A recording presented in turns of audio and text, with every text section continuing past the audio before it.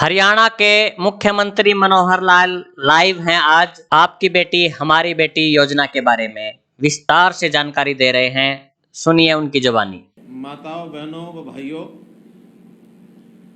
जैसा मैं हर शनिवार सायंकाल आप सब लोगों से किसी न किसी विषय से चर्चा करता हूँ और वो चर्चा हमेशा सरकार की योजनाओं में किसी न किसी लाभार्थी को लेकर के की जाती है। लाभार्थियों से चर्चा का अर्थ ये नहीं है कि उनको कुछ लाभ मिला कि नहीं मिला, बल्कि उसका मेरा उद्देश्य ये होता है कि समाज में जो लोग किसी योजना के पात्र हैं या जिनकी ज़रूरतें पूरी होनी हैं, उनको वो योजनाएं पहुँची कि न पहुँची, उससे हम संतुष्टि का भाव लेते हैं। तो आज इसी प्रकार की एक ऐसी योजना जो मेरे लिए बहुत महत्वपूर्ण है और उस योजना के लिए ही मैं आज आपसे बात कर रहा हूँ। वो योजना का नाम है आपकी बेटी हमारी बेटी। अर्थात ये जो बेटी का एक विषय ठीक 2014 में जब हम सत्ता में आए थे तभी से शुरू हुआ। प्रधानमंत्री जी ने बेटी बचाओ बेटी पढ़ाओ ये अभियान चलाया। पानीपत से एक आह्वान किया कि हरियाणा को उससे पहले एक ऐसा प्रदेश, एक कलंकित प्रदेश जिसमें बेटियों को मारने वाला प्रदेश ये संज्ञा दी जाती थी, इसको ठीक करने के लिए और एक बीड़ा हम लोगों ने उठाया। और उस आह्वान के अंतर्गत मुझे प्रसन्नता है कि न केवल सरकार ने बल्कि बहुत सी ऐसी सामाजिक संस्थाएं, चाहे उसमें खाप पंचायतें हों, NGOs हों अथवा कुछ धार्मिक सामाजिक संस्थाएं हों, सरकारी विभाग, चाहे वो हमारा होम डिपार्टमेंट है, चाहे हमारा जो बाल विकास महिला बाल विकास विभाग है अथवा स्वास्थ्य विभाग है, इन सब विभागों ने बीड़ा उठाया और हम जो जेंडर रेशो उस समय 870 के आसपास थी उसको बढ़ा करके 923 तक हम लेकर के गए। वर्तमान में भी ये जेंडर रेशो 917 और 923 के बीच ये चल रही है। एक बहुत बड़ी कामयाबी। जो बेटियां गर्भ में मार दी जाती थी उनको बचाने में पूरे सिस्टम ने और ये जो काम किया है, इससे मेरी संतुष्टि है। अब इसी के साथ मन में भाव पैदा होता है कि जो बेटियां जन्म लेती हैं वो किसी परिवार पर बोझ न बने, बल्कि बोझ नहीं बनती हैं। परिवार की मानसिकता ऐसी होती है कि शायद वो बेटी को बोझ मान बैठे।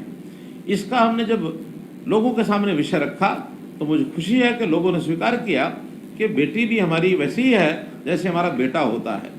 बेटे के जन्म पर जैसे कुआं पूजन के कार्यक्रम होते थे, थाली बजाने के कार्यक्रम होते थे, वैसे ही कार्यक्रम बेटियों के जन्म के समय भी होने लग गए। उनके जन्म पर कुआं पूजन हुआ, उनके जन्म पर छत पर चढ़ करके लोग थाली बजाने लगे, खुशियां मनाने लगे। ये सारा विषय भी साथ साथ हुआ है। अब इन बेटियों को बचाने के बाद इनको पढ़ाना, पढ़ाने के बाद इनको आगे बढ़ाना, ये हमारा लक्ष्य था। हमने उनकी पढ़ाई के लिए भी व्यवस्थाएं की। स्कूल में, कॉलेज में उनकी कोई फीस ना लगे, ये व्यवस्था हमने बनाई। और हर 20 किलोमीटर के अंदर एक कॉलेज जिसमें हमारी बेटी बच्चियां वो पढ़ाई कर सकें, ये कॉलेज हमने खोले। हमने पिछले कार्यकाल में कुल 71 कॉलेज खोले हैं, जिसमें लगभग आधे ये केवल बच्चियों के लिए, महिलाओं के लिए, महिला कॉलेज जिसको कह सकते हैं, वो हमने खोले हैं। तो पढ़ाई के अंदर भी आगे बढ़े हैं हम। जो लड़के लड़की के भेदभाव को दूर कर सके, और इसके लिए लड़कियों में खास करके एक विषय और ध्यान में आता था कि बच्ची का, जब लड़की का विवाह का समय आता था, उस समय एक बहुत बड़ा खर्च माँ बाप के सिर के ऊपर पड़ता था। इसके लिए 2 योजनाएं शुरू की। एक योजना जिसके अंदर थी आपकी बेटी हमारी बेटी। अर्थात बेटी किसी परिवार अकेले की नहीं होती है, बेटी सबकी होती है, साझी होती है।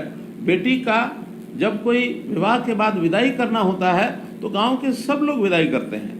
तो उन बेटियों की शादी पर गांव के लोगों का कंट्रीब्यूशन भी होता है। परिवार पर ज़्यादा वजन न पड़े, हमने बेटियों की शादी में 31,000 रुपये से लेकर के 71,000 रुपये तक की नगद राशि ये देनी शुरू की है। खास करके जो हमारे BPL परिवार हैं, SC समाज के परिवार हैं, उनको ये राशि देनी शुरू की। और बेटी के जन्म के समय ही हमने भारतीय जीवन निगम बीमा उनको कहा कि आप एक इंश्योरेंस हमारा बेटी के नाम से करिए, ताकि बेटी की शादी के समय उसको 1 लाख रुपए की सहायता हो जाए। तो हमने हर बेटी के जन्म के समय, खास करके अनुसूचित जाति की जो हमारी बेटियां थी, उनकी पहली बेटी के समय ही 21,000 रुपया और एक मुश्त दे करके उनके नाम से बीमा कराया। और जो बाकी समाज है उनके सबके दूसरे और तीसरी बेटी के समय हमने 21,000 रुपया ये सब जमा कराना शुरू किया। अर्थात अनुसूचित जाति की हर बेटी के जन्म के समय 21,000 रुपया और बाकी जो समाज है उनके दूसरी और तीसरी बेटी के जन्म के समय 21,000 रुपया ये बैंकों में जमा कराया है। अभी तक 2015 के बाद 4,30,278 लड़कियों को इस योजना का लाभ मिला है और ये राशि माता पिता की सहायता के लिए उनके जन्म के समय काम आएगी। और इस प्रकार से बेटियों को अबला न समझकर बेटी को सबला बनाने का जो काम हमने किया, उसमें उनकी पढ़ाई, उनके ज्ञान विज्ञान के अंदर उनका आगे बढ़ने का काम, खेल के मैदान में उनको आगे बढ़ाने के लिए, राजनीति हो फिर समाज सेवा हो, ऐसे महिलाओं के हर क्षेत्र के अंदर आगे बढ़ने के लिए हमने काम किया। यहाँ तक हमारी एक बेटी चंद्रयान 3 के सफल लैंडिंग की जिम्मेदारी उस बेटी को मिली और एक प्रकार से उसने हरियाणा का नाम न केवल देश में बल्कि दुनिया में वो छोड़ा है।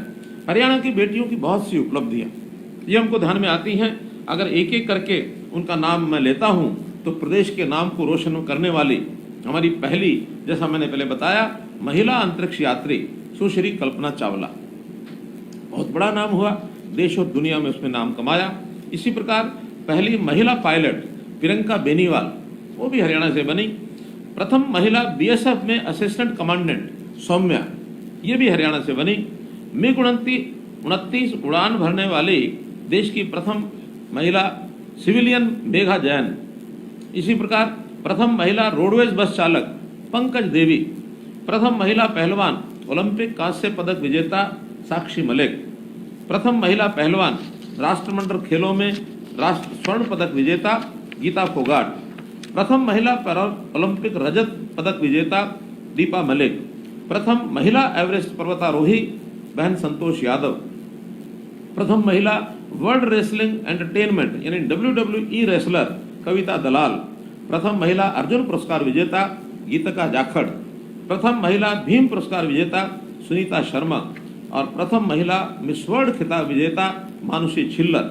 ये हरियाणा की इन बेटियों ने अपनी प्रतिभा और मेहनत के कारण से न केवल अपना परिवार, प्रदेश और देश का नाम दुनिया में ऊंचा किया है। मैं ऐसी सब बेटियों के इस प्रकार के कृतित्व के लिए उनको सबको बहुत बहुत बधाई और शुभकामना देता हूँ। भाइयों बहनों, हमने प्रधानमंत्री जी ने भी जैसा सुकन्या समृद्धि योजना, ये योजना चलाई है, इस योजना के अंतर्गत भी बेटी अपने बैंक खाते में 10 वर्ष की आयु के बाद बालिकाओं का खाता डाकखानों में खुलवा सकते हैं। प्रतिवर्ष 250 रुपए से लेकर 1.5 लाख रुपए तक की राशि वो जमा करा सकते हैं। इस राशि पर 8% चक्रवृद्धि ब्याज उनके खाते में उनको मिलता है। साथ ही इस राशि को धारा 80C के अंतर्गत आयकर से भी और मुक्त किया गया है। ये राशि बेटी के बड़े होने पर उसके किसी भी कामकाज में मददगार हो सकती है। हमने बेटी के विवाह के समय ये जो योजनाएं पहले बताई हैं वो सब हमने लागू की हैं। यही नहीं, बेटियों को आगे बढ़ाने के लिए समय समय पर उनकी जो पढ़ाई की फीस है वो भी हमने माफ़ की है।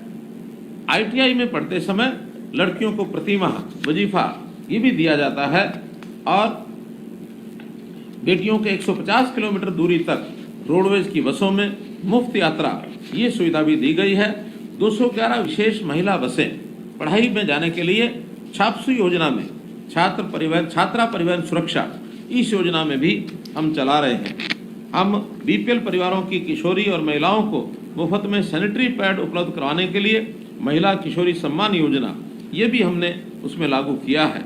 इस प्रकार से कामकाजी महिलाएं उनके नन्हे बच्चों को, चाहे वो प्राइवेट नौकरी करती हैं, उनके लिए भी 6 साल तक के बच्चों को 8 से 10 घंटे प्रतिदिन क्रच की व्यवस्था भी कराई गई है। तो इस प्रकार से प्रदेश के अंदर बेटियों का सम्मान बढ़े, बेटी हमारी बेटों से पीछे नहीं है, इस प्रकार की योजना में हरियाणा जो है अपना स्थान बनाया है। तो आज मैं इस अवसर पर हमारी बेटी, आपकी बेटी, हमारी बेटी, इसके अंतर्गत जो बेटियों को लाभ मिला है, 21,000 रुपया जिन बेटियों के नाम से जमा कराया है, उनके माता पिता से आज मैं बात कर रहा हूं। निश्चित रूप से इसके लिए मैं आपको बहुत बहुत धन्यवाद भी करता हूं, आपको शुभकामना भी देता हूं। मैं बहुत बहुत आपका धन्यवाद करता हूं बेटियों के लिए। और तो और सामाजिक और राजनीतिक स्थिति पर भी हमने जो पग उठाए हैं वो भी कम सराहनीय नहीं है। हमने बेटियों की भागीदारी पंचायती राज में 50% की है और इस 50% के कारण से राजनीति में हमारी बेटियां बहुत आगे आई हैं। और इस कारण से पढ़ी लिखी होने के नाते से और बेटियों की संख्या, इस भागीदारी को कहीं और उन्होंने आगे बढ़ाया है। तो मैं हमारी बेटियां, हमारी माताएं बहनें, उनके लिए अपनी ओर से बहुत बहुत शुभकामना करते हुए अपनी बात को यहीं समाप्त करता हूं। बहुत बहुत धन्यवाद।